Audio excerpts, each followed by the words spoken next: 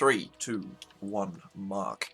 Hello ladies and gentlemen, my name is Lucian Greymark, and this is Dark Souls 3. We haven't played this on the channel, and it's been a long time since I've played anything at all. Obviously I've played this game a fair bit. Yes, indeed. Go away. What are we gonna call this guy? I don't know, just... that'll do. That'll do. I've played this game a reasonable amount, but never for very long with the off-meta builds. Well, that's not quite true, I don't, spam the meta builds, but I usually just use, great sword, straight sword, great axe, whatever that it happens to be. My usual fare. Let's try this guy out. Burial gift, the only good one.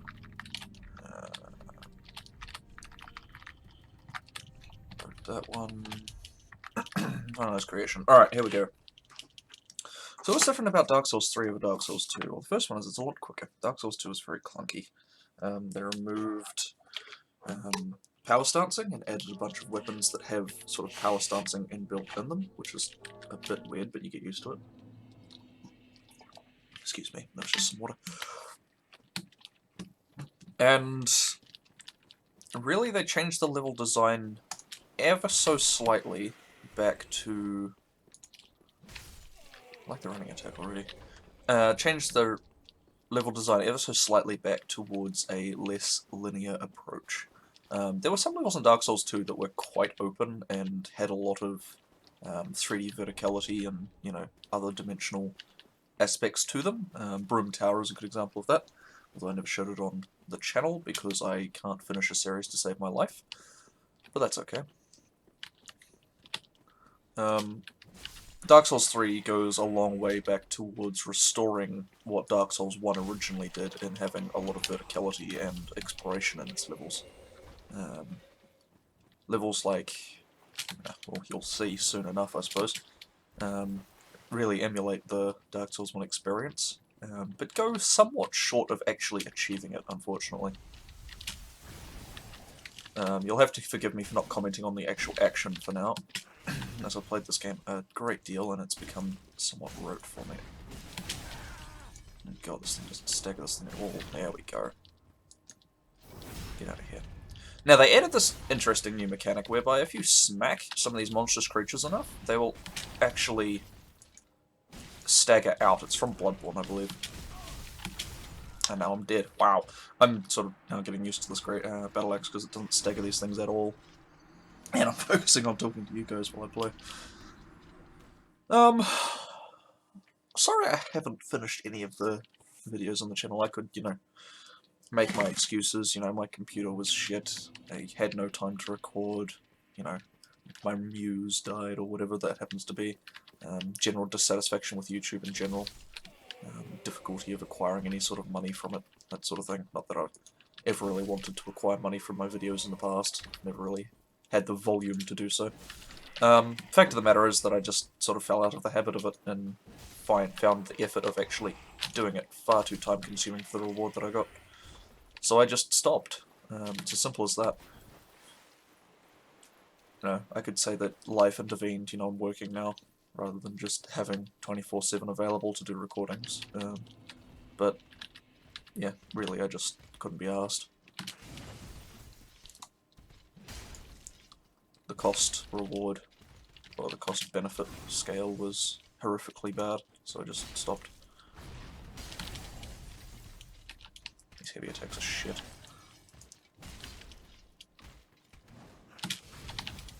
Speaking of heavy attacks, you can now charge them up, another thing from Bloodborne.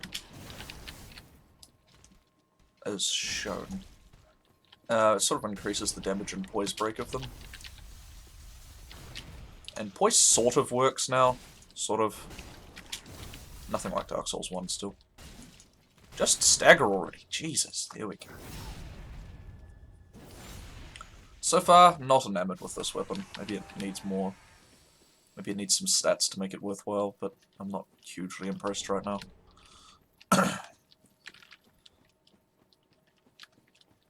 Might swap to the Dragon Slayer axe later in the game.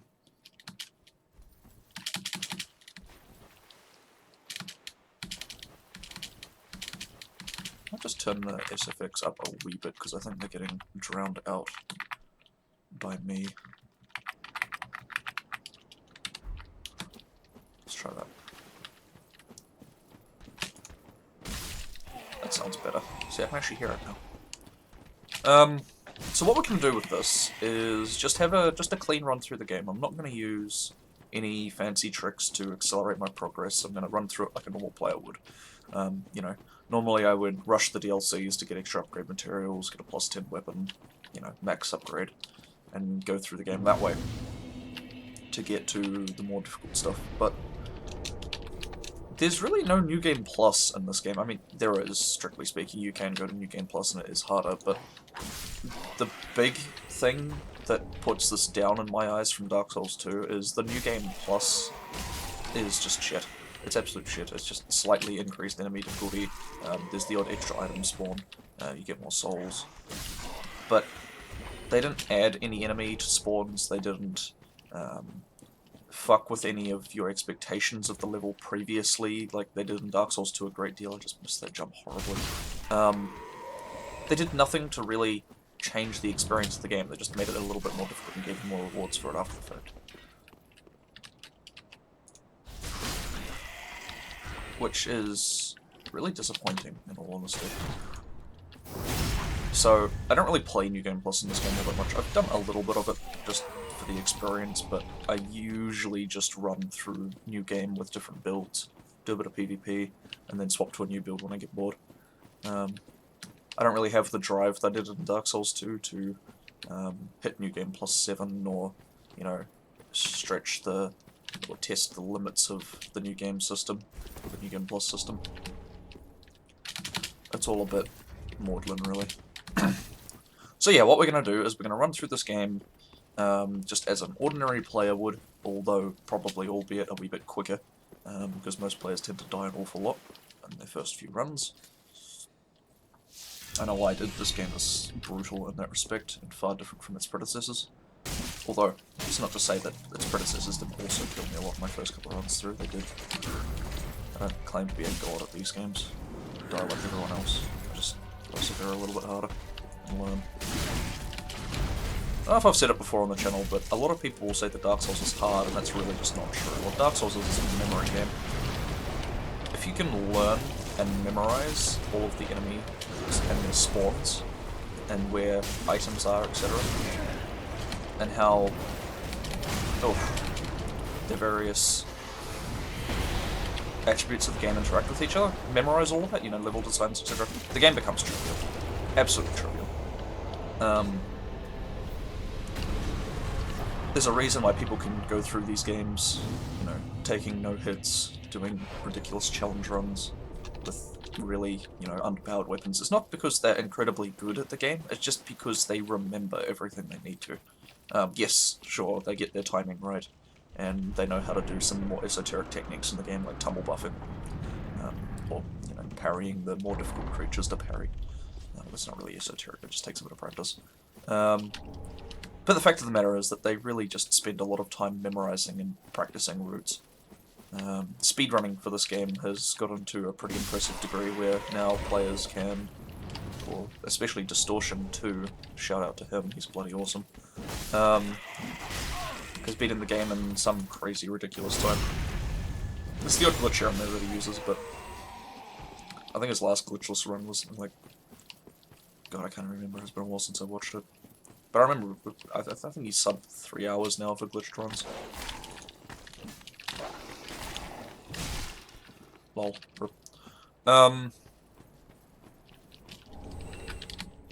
Which is pretty awesome. Learned a lot of really neat tricks from him. Won't be using them in this game because I'm not speedrunning, but I might try and start soon. I don't know. I've not really got the mindset for it. You've got to have some. You've got to do some pretty ridiculous tech to speedrun this game, unfortunately. How many hits is it going to take me to do this guy? Like 7? Okay, that's tolerable. Oh god, this thing. You know what? Fuck it. Yeah. Fucking Swordmaster.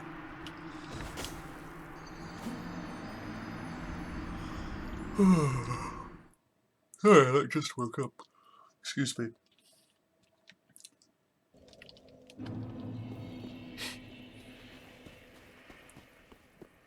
Don't know why I thought I'd kill Swordmaster. I usually just leave him alone. I'm not the best parrier in this game, though.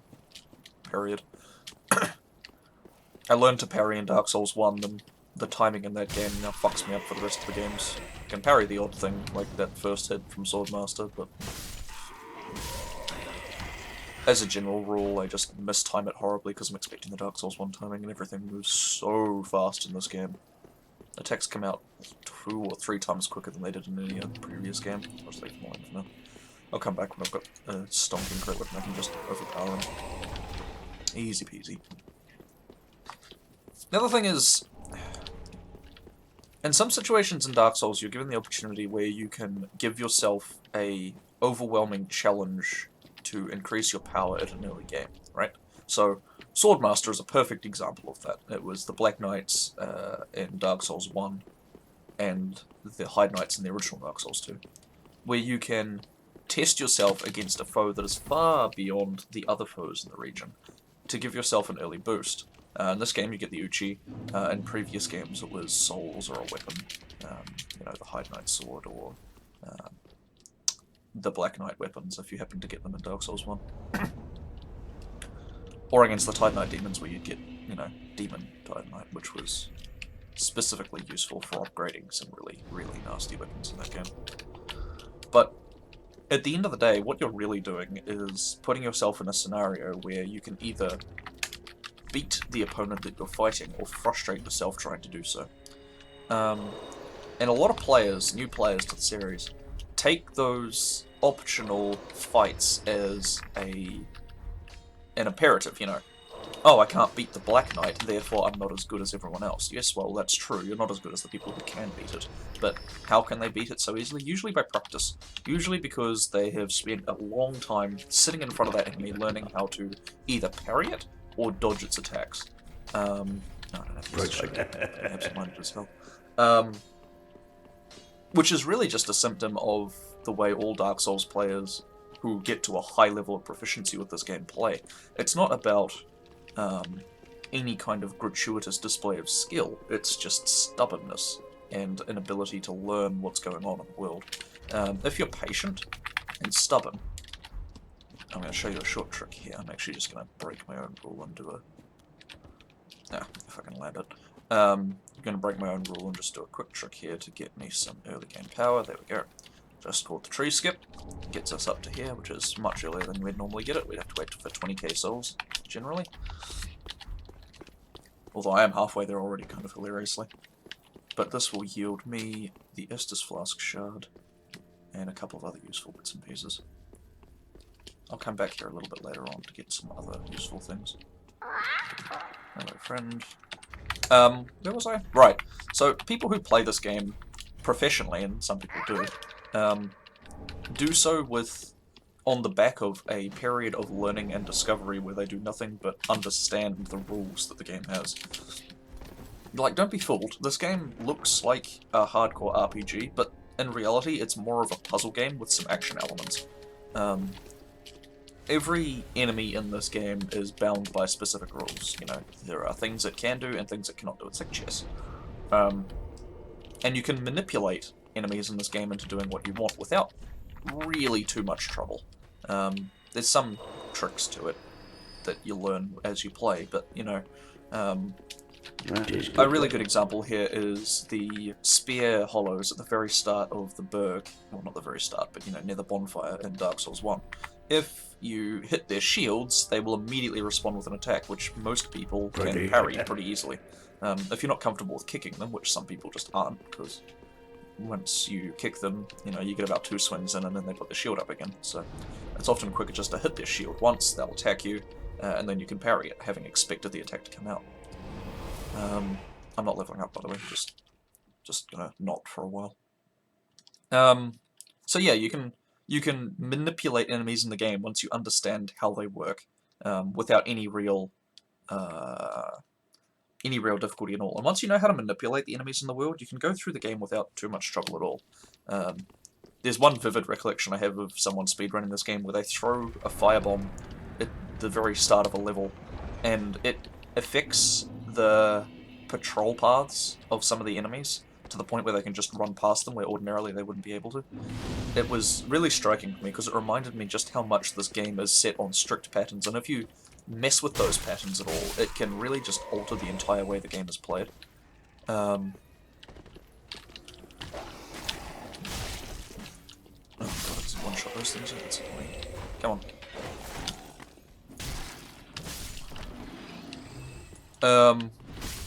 Well. So yeah, you can... Once you sort of know what you're doing, you can get away with some really ridiculous stuff in this game. Especially the earlier two games are more to that point. This one not so much, because the enemies are a little bit more erratic, but you get to learn what an enemy can tolerate and what they can't. Like, I know that for a fact that these enemies have no poise at all. That's the poise being the stat where they can resist attacks of an opponent to strike through them. You might notice some enemies, if I attack them, they don't stop doing what they're doing, they'll just continue to attack. That enemy back there with the giant axe will not at all. He will just get staggered every time I attack him. So I know that I can just keep attacking relentlessly on that enemy and he won't be able to do anything about it.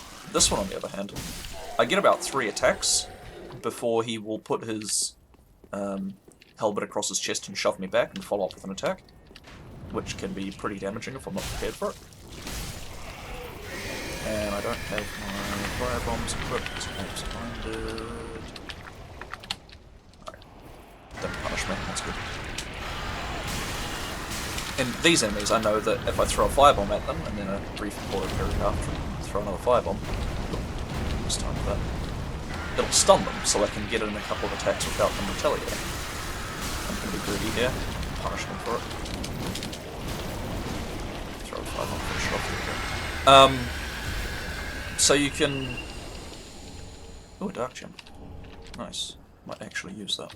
Ah, I can't for a while yet, doesn't matter. Oh my god. There we go. So yeah, so once you learn the parameters of each enemy's actions within the world, that is to say, once you learn their very strict, set-in-stone behaviours, you can just manipulate them to your own whim. And that's really just a case of understanding each enemy in the game and learning what they do and don't do.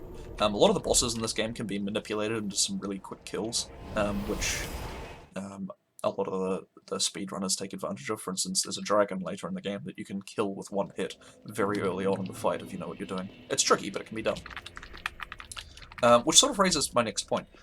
The game isn't hard, it's just, you know, bothersome, if that makes sense. It requires a certain amount of patience and stubbornness to understand what's going on. And if you can push past the initial frustration of being killed repeatedly in this game, and sometimes even the, you know, later frustration of being killed repeatedly in this game, because it is punishing if you fuck up, then you can sort of get away with a lot. And you'll find yourself breaching into a period where you can play this game reasonably casually, without actually focusing on what you're doing all that much. Decided I wanted more strength. I've got plenty of stamina for this weapon. Just wanted to test it out a bit more before I made the decision between stamina and damage.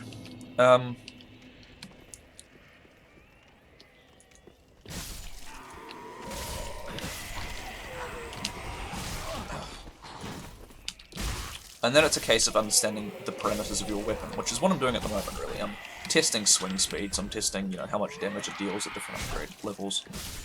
What kind of benefit do I get from scaling? I should probably look at that, actually. It's just C, isn't it? DD. Ugh. Hopefully that gets better as I level it up. Because once you understand what the enemies are doing, even if you know exactly what your opponents are doing at any given time, if you don't understand the weapons that you're using to kill them, you're sort of in a bad shape. For actually, you know, successfully defeating your opponents. Wow, what am I? The parries, where are they? Can't parry that. Can't parry. This is why I don't parry. It makes me look bad. Just kill him. There we go. A friend of mine is absolutely amazing at parrying enemies on this game. He just does it, like, all the time. He takes great pride in it. Even to the point where he will... actually, if he misses a parry on an enemy, he'll get stubborn and keep trying to parry them until he gets it, often dying in the process. Because he tilts really, really hard. Tilting, of course, being the expression of emotion, where when you fail at something, it affects your emotional state to, you know, anger, sadness, elation, whatever. Oh yeah, you can tilt on success as well, but it's less common. You can become arrogant. But it lets your emotional state of anger, sadness, elation, whatever, affect your physical ability to play the game, usually in a skill basis. So he'll get frustrated with not being able to parry the enemy, and he'll just be worse and worse and worse until he dies, which is kind of hilarious to watch, but also a little frustrating. But I just sort of limit myself to 2 or 3 attempts of parrying something, and if I haven't gotten it by then, I just kill them. Oh, wow. That was non-standard behaviour. That's what I was saying before. The enemies in this game are a little less hard to manipulate than their brethren in other games, because they do have somewhat more erratic behaviour that doesn't follow specified patterns. For instance, I can tell you exactly what the enemies in every stage of Dark Souls 1 will do, probably not off the top of my head, but when I encounter them I'll be able to. Because I encounter them the exact same way every time I play that game, and their pattern of behaviour doesn't change at all. These guys, like that spear hollow that lanced out rapidly without me expecting him and attacked me, they have some non-standard behaviours that get thrown out from time to time, depending on tiny variations of how you encounter them. Sometimes it's based on time, sometimes it's based on positioning, but usually it results in you getting a non-standard reaction out of the game. That said, if I went through this area exactly the same way I did previously, I would get the same reaction out of that. I'm gonna die. I'd get the exact same reaction out of that hollow. He would, because it's not... It's... I just need to focus here, sorry.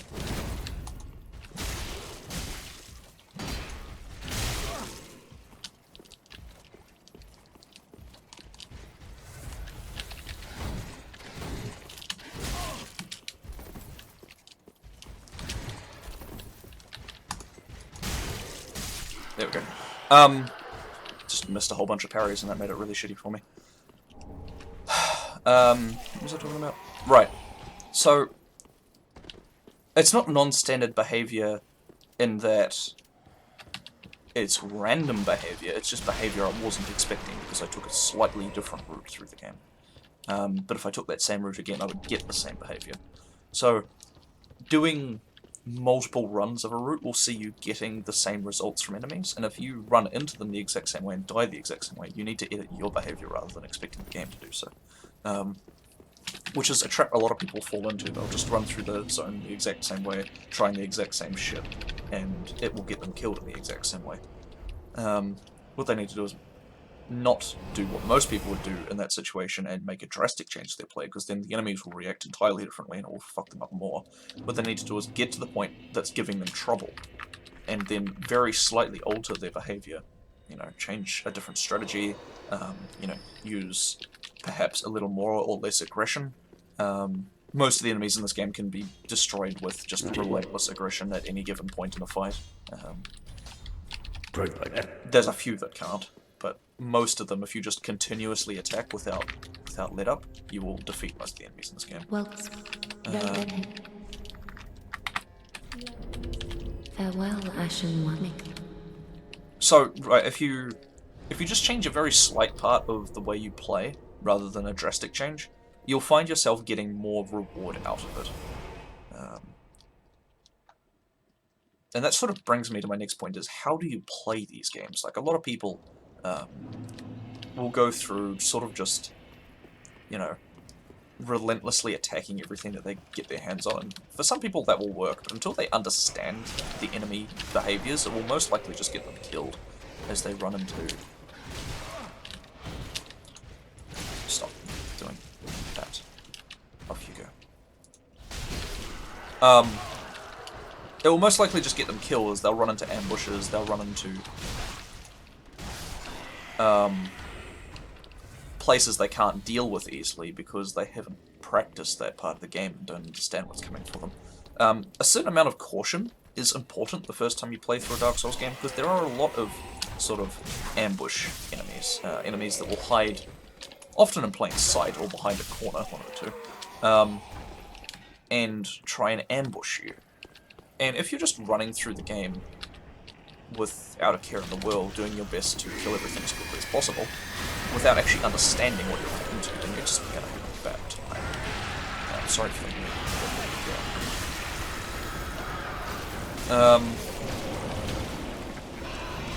Oh, missed time for that. Touch.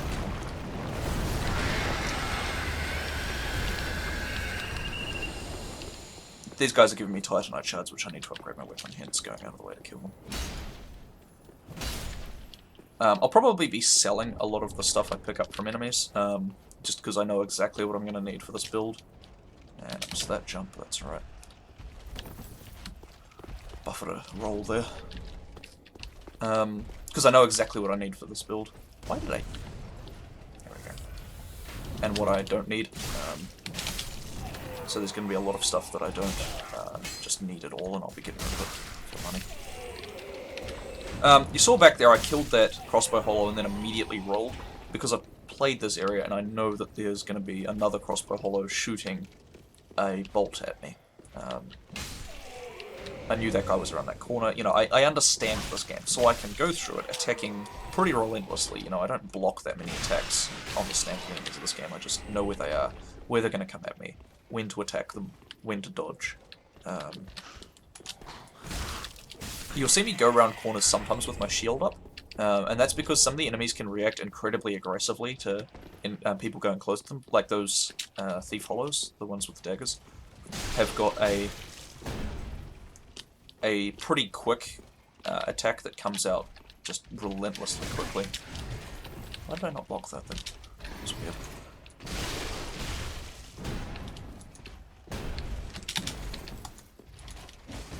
Oh, for fuck's sake.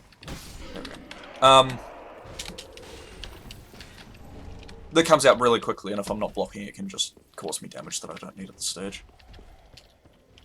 And this guy, it's easier just to let him hit the shield and then punish him than it is to try and defeat his attack with a quicker one of your own, especially because I'm not hugely confident with the battle axe yet. I haven't used it a terribly large amount, so I'm not incredibly familiar with exactly how fast it swings and what I can get away with. I'm getting more familiar with it. You'll see I'll take attacks against enemies as that mid-swing or whatever, because it'll look like I'm about to get hit, but I know that I can get in there first, but I'll need to do a little bit more testing with it before I'm confident to do every ambush counter in the game. This room could be a bit fun. Let's trigger one or two of these guys. There we go. Got one. Nice. Let's actually... Oh, I got two. Damn. Let's kill this one quickly. Doggy! Doggy, please! Okay, this went down the shitter. It was going to be good, and then it turned bad properly. Are you guys following me? You are. Alright, let's juke them. Grab this.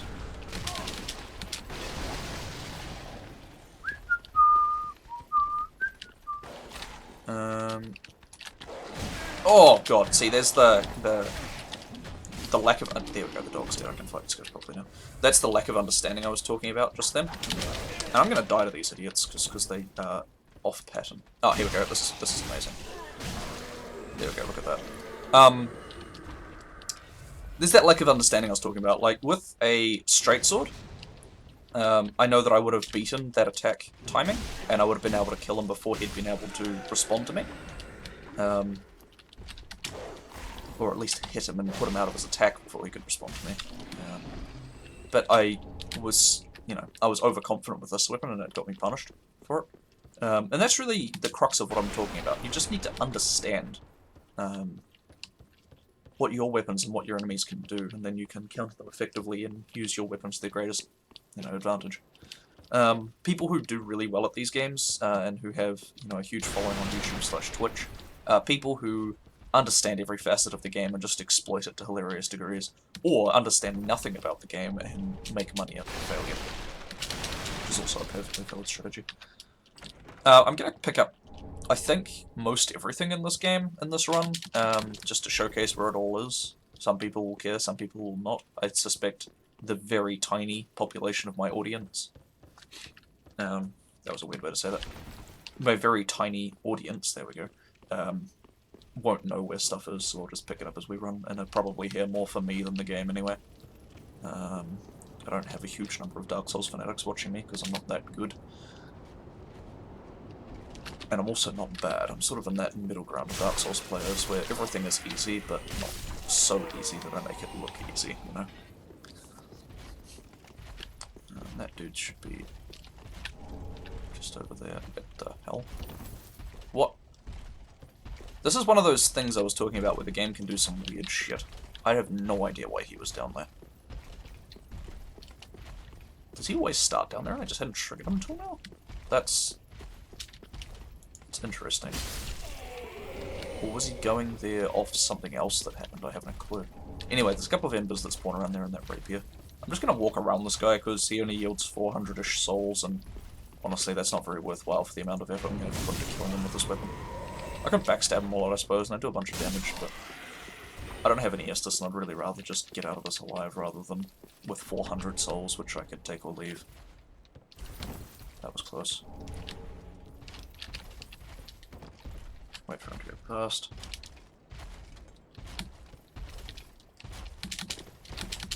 Oh, just missed that jump. Alright, we're gonna circle back to the start of the area here. Use a shortcut to go back up.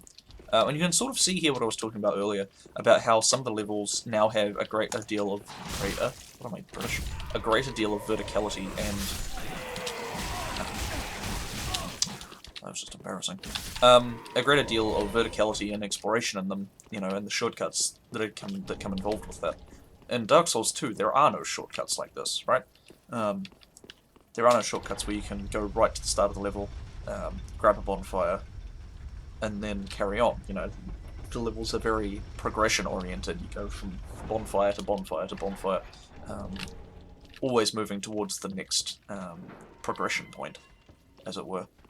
There's no sort of, oh god, backtracking, or very little of it, in the entire game. Dark Souls 1, of course, is the complete opposite, where the game is so interlaced and interconnected that it's sometimes a wonder that anyone ever designed it at all, really. These guys can kill me. I hate dogs in this game. Yeah, here we go. Yeah. That's alright. I can just pull back to the other bonfire now that I've got the shotgun open. What was I saying? Right. Verticality and levels. Excuse me, parched throat. You've got levels in Dark Souls 1. A great example is the parish, actually. You go from Firelink Shrine up through the Berg and then through the parish to the bonfire, and then from the parish bonfire you can just dart through the parish church and go down an elevator to get right back to Firelink again.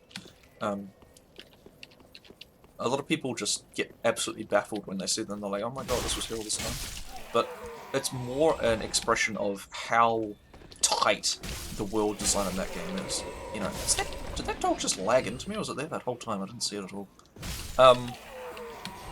Kill this thing quickly.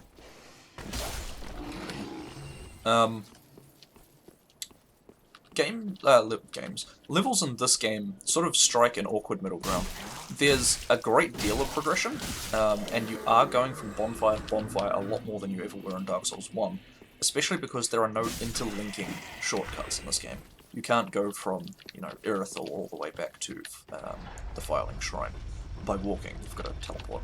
And that's a product of probably the thing I like least about this game, aside from the lack of decent New Game Plus content, is the game is very focused on its own storytelling, right?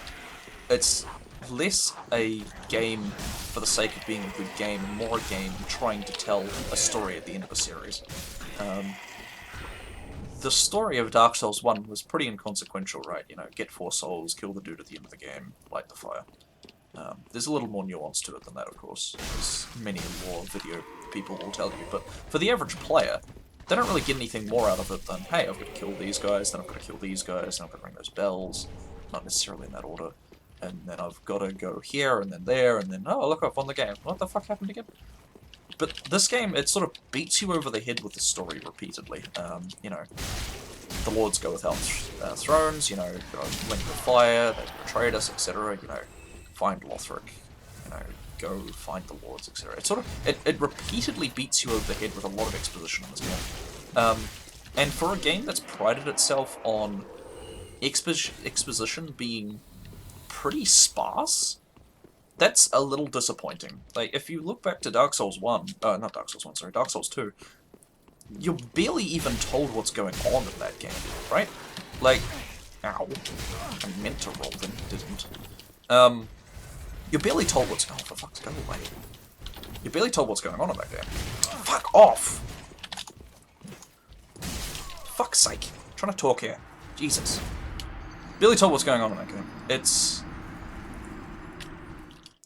It sort of just says, okay, go and do this, and you do it, and then it doesn't really tell you why you've done it. You know, you've got to, you know, get more powerful souls. Okay, why am I getting more powerful souls? Why is it essential for me to do that? You have no idea. It doesn't tell you. Oh, actually, no, it's fuck. Talking to people really degrades my performance in this game. This way. It never tells you. And in this game, it tells you exactly what you're doing. You know, you're collecting the 4 Lord Souls so that you can link the fire. You know it from the very start of the game, and it's very clear about it. It doesn't mince words with you at all, and it has very clear expectations of what it wants from you as a player. It wants you to follow these 4 paths to their conclusion, so that you can... And it actually turns out being just one path, or one of the big paths that's very long, but we don't need to talk about that. Not just yet anyway. It says, you know, follow these 4 paths to their conclusion so that we can have what we want back from you. And I don't know about other players who play this game, but I find that sort of almost a little condescending. It's like, we don't trust you enough anymore to find out the story for yourself. You've got to shove it down your throat. And in a series where the game has very much been focused on not telling you what's going on and expecting you to find out for yourself, it's sort of like this. It felt like this game was made for the casual population, and I guess for some people that's good because it means they can finally get into a Dark Souls game. But for the rest of the community who have played these games a great deal and appreciate what the series was doing in the first place, to have it now thrown on its head and us given a pretty casual puzzle game with some action elements, rather than the reasonably challenging, if repetitive games that the Dark Souls series was in the past, I don't know, I never really...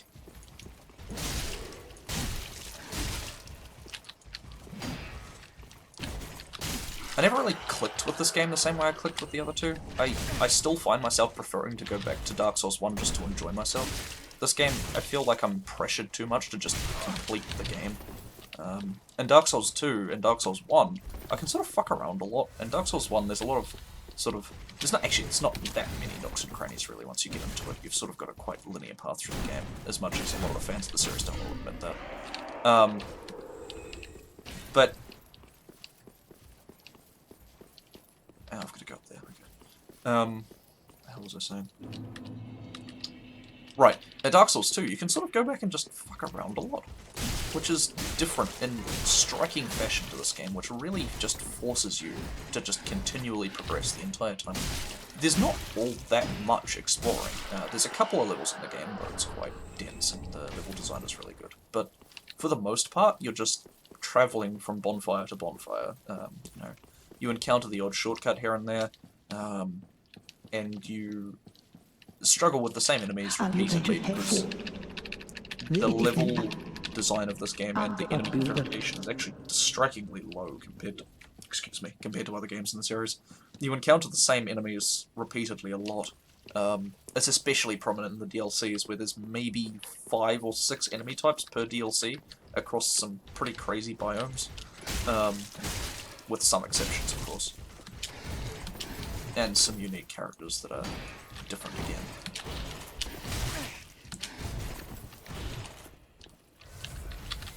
Like the Ashes of Ariandel DLC is a perfect example of this, although it is, strictly speaking, the worst of the 2 DLCs. You've got the Followers of Farron, of which there's, I think, 3 variants. The Javelin Throwers, the guys with the swords, and the guys with the torches. And if I'm not completely mistaken, I think the guys with the Javelin Throwers can actually just swap to swords, so it's actually just 2 variants. You've got the Millwood Knights, which are... Come on, there we go. You've got the Millwood Knights, which have a few variants, but they don't really change their behaviour that much, they just beat you up with whatever weapon they happen to have in their hand. And then you've got the Dogs, and the Bloodflies, and I think that's just about it, or the Wolves I should call them, and the Bloodflies. And then there's some unique stuff, like the crabs at the bottom of the area, which a lot of the areas in Dark Souls have. The trees, which try and fuck you up, and then, you know, a higher than normal proportion of... Oh, and the Corvids, and freaking Corvids. So there's like 6 enemy types across 3 areas, which is...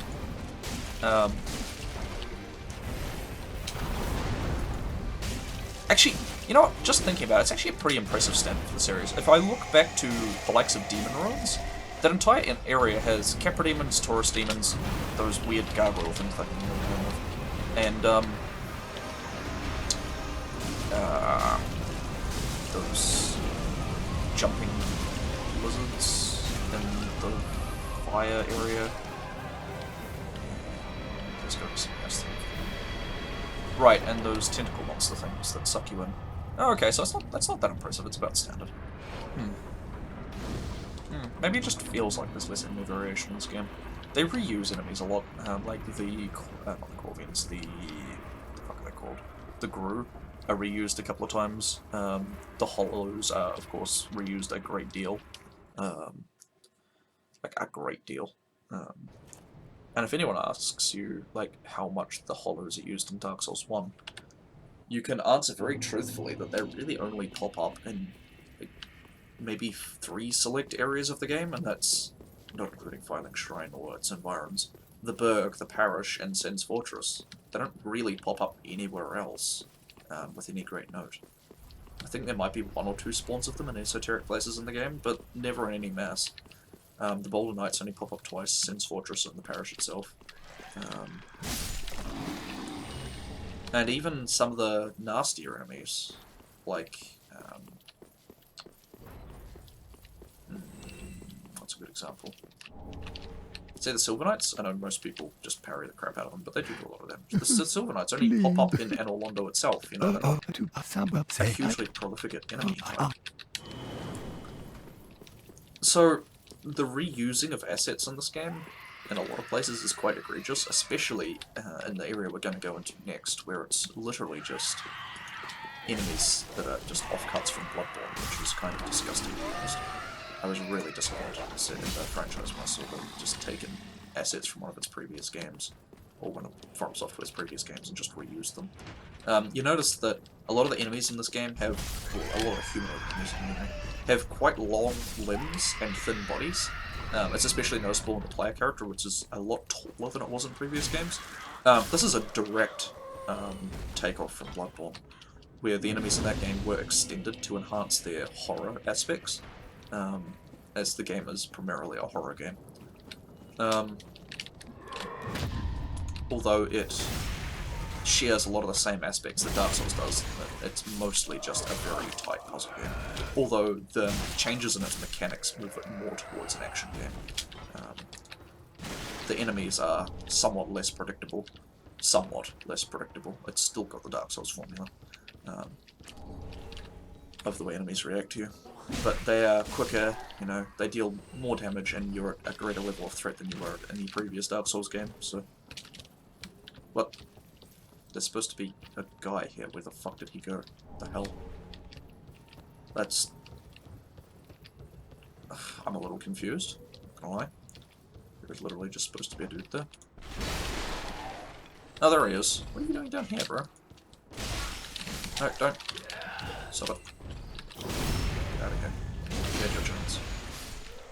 So I sort of need to bring this to a point before this video extends too bloody long. It's already been like half an hour, I think.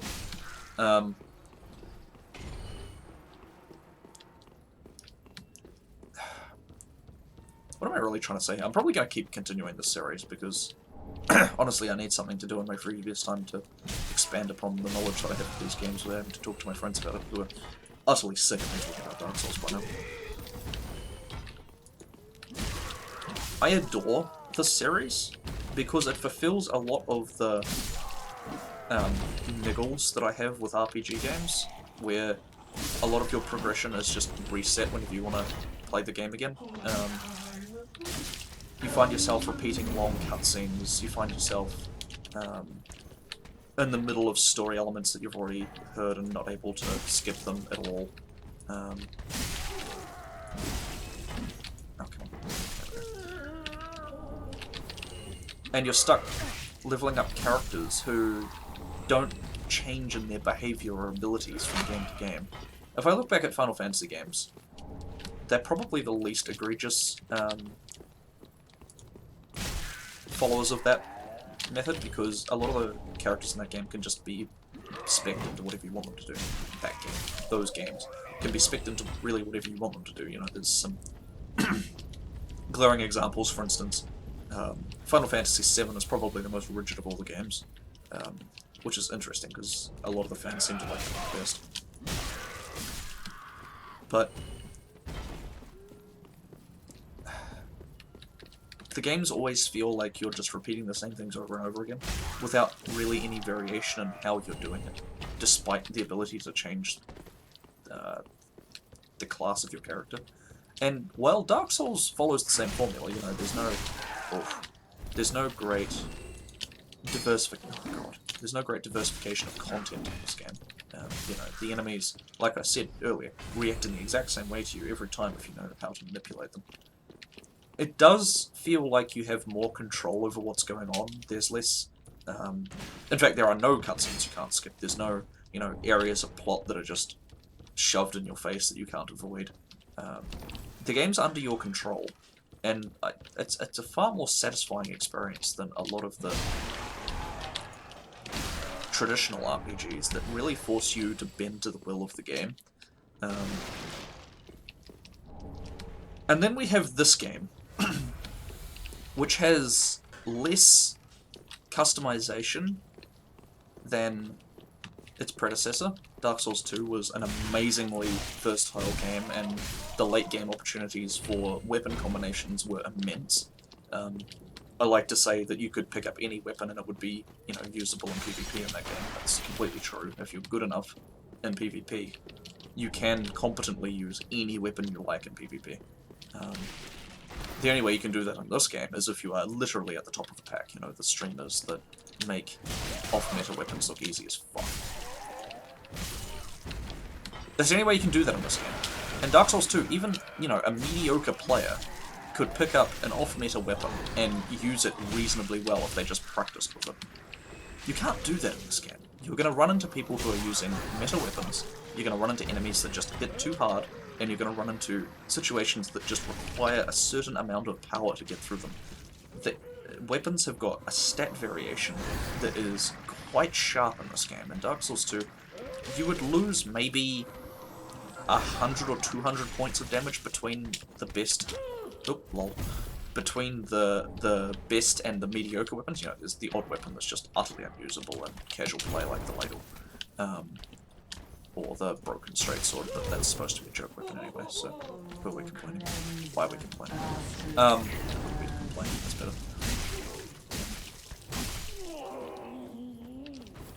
And in this game you're sort of locked into a few important weapon choices. You can use a curved sword, you can use a katana, you can use a great sword, you can use a straight sword, you can use a spear, or you can use a combo weapon.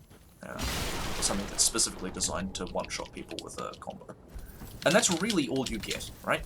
You don't get the opportunity to say, you know what, I would like to do PvP, or, you know, late-tier PvE with a battle axe, right? Because while the battle axe, from what I can see, is actually reasonably good, it doesn't have the right stats or moveset to be competitive in late tier. It's just a little bit too slowly, and it doesn't have... It takes a lot of stamina per swing. Like, if I... Not get fucking spammed to death with this arsehole. Let me just focus here for a second, and then I'll end the video on a closing note. Because I'm still just rambling about stats. Oh god. Damn it! I've set up a bonfire. I'll drink some of that.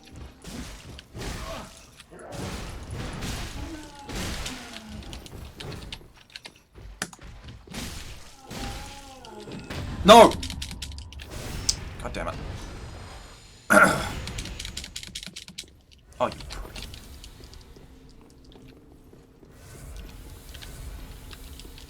Alright.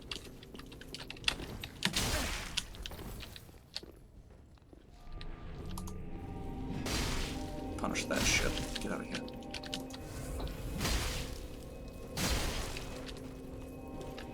Thanks for the heal, bro.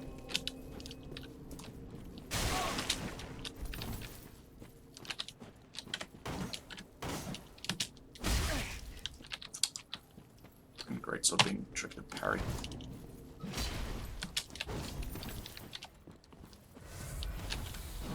There we go. Baited! God, he's still not doing... Get out of here. There we go. Alright. Closing notes for this video. I'm gonna expound on my theories the longer I play this, because I'm enjoying it a lot. But really what I wanted to get at in this first video was these games are A, easier than they look, B, more linear than they look, and C, something I enjoy a great deal. And despite what this game has had as hype, it suffers a great deal from the sins of its forebears. It tried to be something that the Dark Souls series isn't, and while a lot of people might disagree with me, I found Dark Souls 2 to be the purest expression of what Dark Souls should be. It's a memorization-focused game that, while linear, and I'm not enjoying that any more than the next person, is very focused on encouraging the player to memorize the game itself, where you're supposed to go in it, and what the enemies and weapons do, while the weapons themselves are more varied, more usable, and more balanced than in any of the previous games. The mechanics were at their best in Dark Souls 2. They suffered from the least variation and were the most balanced in terms of difficulty of play in PvE and PvP, and in this game suffer from an emphasis on speed that was inherited from Bloodborne. Really? I'm gonna die. Not gonna die. That was fucking close. Inherited an emphasis on speed from Bloodborne that has pushed the game away from a Dark Souls feel towards a Bloodborne feel, essentially. Not in terms of tone, because this game has no horror to speak of, but in terms of mechanics and the way you play. And to me, that's a negative. That's a big negative. So you can consider this my review, at least the first part of it, of Dark Souls 3. And we'll see where we go from there. My name is... Oh my lord. That was a huge frame dip. What the hell happened there? My name was Lucian Greymark. This was Dark Souls 3, a review. Feel free to come back next time. We'll see you then. Have a good day. Bye-bye. Oh god, Aurora says that I can't say that. Goodbye.